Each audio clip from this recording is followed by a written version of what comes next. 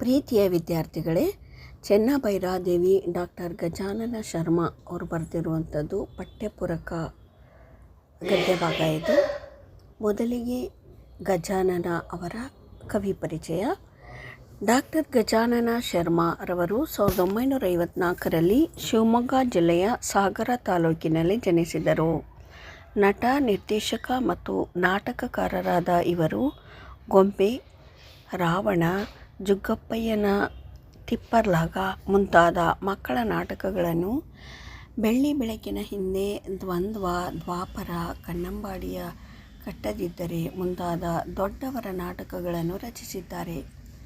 ಗರ್ತಿಕೆರೆ ರಾಘಣ್ಣನವರ ಜೀವನ ಕಥನ, ಕಾಡು ಕಣಿವೆಯ ಹಾಡು ಹಕ್ಕಿ, ಗರ್ತಿಕೆರೆ ರಾಘಣ್ಣ ಕೃತಿಗೆ ಇವರು ಸಾಹಿತ್ಯ ಅಕಾಡೆಮಿ ಬಹುಮಾನ ಪಡೆದಿದ್ದಾರೆ. ಪುನರ್ವಸು ಮತ್ತು ರಾಣಿ ಚೆನ್ನಭೈರಾದೇವಿ ಇವರ ಪ್ರಮುಖ ಕಾದಂಬರಿಗಳು. ಇವರು ತಮ್ಮ ರಂಗಭೂಮಿಯ ಸೇವೆಗಾಗಿ ನಾಟಕ ಅಕಾಡೆಮಿಯ ಪ್ರಶಸ್ತಿಯನ್ನು ಪಡೆದಿದ್ದಾರೆ. ಕೆಳಗಿನ ಪ್ರಶ್ನೆಗಳಿಗೆ ಉತ್ತರಿಸಿರಿ. ಪ್ರಶ್ನೆ 1. ಚೆನ್ನಭೈರಾದೇವಿಗೆ ಉದ್ದಟತನದ ಪತ್ರ ಬರೆದವರು ಯಾರು? ಉತ್ತರ: ಚೆನ್ನಭೈರಾದೇವಿಗೆ ಉದ್ದಟತನದ ಪತ್ರ ಬರೆದವರು ಪೋರ್ಚುಗೀಸ್ ಗವರ್ನರ್ ಲೂಯಿಸ್ ಅಟಾಯಿಡೆ.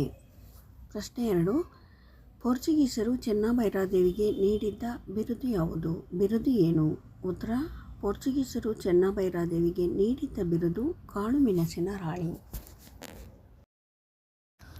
ಪ್ರಶ್ನೆ 3.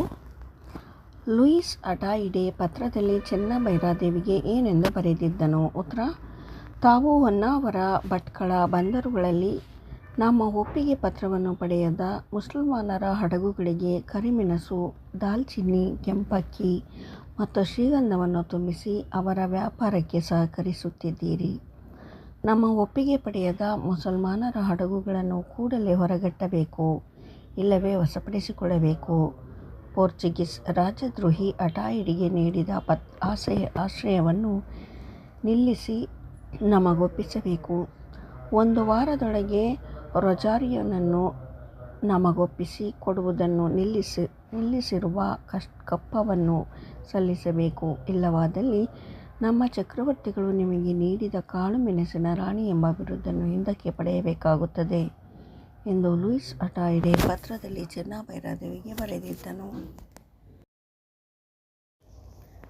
ಸಬಲೆ ಹೇಳಿದಂತೆ ಪೋರ್ಚುಗೀಸರು ಯಾವ ಕಾರಣಗಳಿಗಾಗಿ ಯುದ್ಧಕ್ಕೆ ಸಿದ್ಧರಾಗಿದ್ದರು? ಉತ್ತರ: ಮೊದಲನೆಯದು, ಮಹಾರಾಣಿಗೆ ಸಹಾಯ ನೀಡಿದ ತಪ್ಪಿಗೆ ರೊಜಾರಿಯೋನನ್ನು ಪೋರ್ಚುಗಲ್ಲಿಗೆ ಒಯ್ದು ದಂಡನೆ ನೀಡಲು, ಮತ್ತು ಎರಡನೆಯದು, ಚೆನ್ನಭೈರಾದೇವಿಯ ಮತಾಂತರಕ್ಕಾಗಿ ಬರುವ ಮಿಷನರಿಗಳಿಗೆ ಅವಕಾಶ ನೀಡುತ್ತಿಲ್ಲವೆಂದು ಅವಳನ್ನು ಬಂಧಿಸಿ ಗೋವೆಗೆ ಒಯ್ಯಲು. ಈ ಕಾರಣಗಳಿಂದಾಗಿ ಪೋರ್ಚುಗೀಸರು ಚೆನ್ನಭೈರಾದೇವಿಯ ವಿರುದ್ಧ ಯುದ್ಧ ಮಾಡಲು ಸಿದ್ಧರಾಗಿದ್ದಾರೆಂದು ಸಬಲೆಯು ಹೇಳಿದಳು. ಪ್ರೀತಿಯ ವಿದ್ಯಾರ್ಥಿಗಳೇ, ಪಠ್ಯಪೂರಕ ಭಾಗವಾದಂತಹ ಚೆನ್ನಭೈರಾದೇವಿ ನಿಮಗೆ ಅರ್ಥ ಆಗಿದೆ ಅಂತ ಭಾವಿಸ್ಕೋತೀನಿ. ನಿಮಗೆ ಉತ್ತರ ಬರ್ಕೊಳ್ಳೋದಕ್ಕೆ ಅನುಕೂಲ ಆಯಿತು ಅಂತ ಅನ್ನಿಸಿದ್ದೇ ಆದಲ್ಲಿ ಲೈಕ್, ಶೇರ್, ಕಮೆಂಟ್ ಮಾಡಿ. ಯಾವಾಗಲೂ ನಿಮ್ಮ ಸಪೋರ್ಟ್ ಹೀಗೆ ಇರಲಿ ಅಂತ ಕೇಳ್ಕೊತೀನಿ. Thank you. ಬಾಯ್.